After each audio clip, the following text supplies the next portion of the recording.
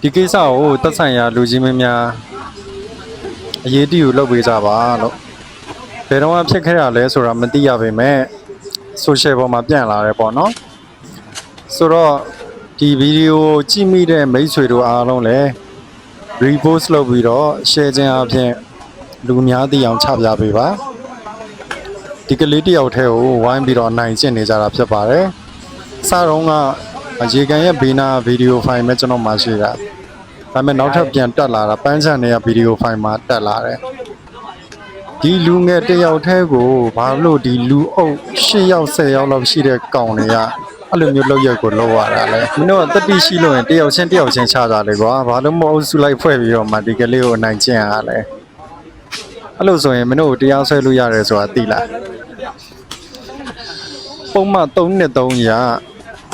ကိုထိခိုက်စေခြင်းပုံမှန်နဲ့တရားဆွဲလို့ရတယ်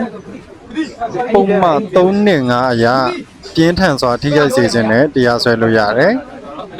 ပုံမှန်149-148ရအုပ်စုလိုက်အကြမ်းဖက်ခြင်းတွေနဲ့တရားစွဲလို့ရတယ်ဆိုတော့ဒီကာယကရှင်ကိုယ်တိုင်ကတော့ဘယ်လိုမျိုးလုပ်ထားလဲတော့မသိပေမဲ့ဒီဗီဒီယိုကိုအများသိအောင် share လုပ်ပေးပါ report လုပ်ပေးပါ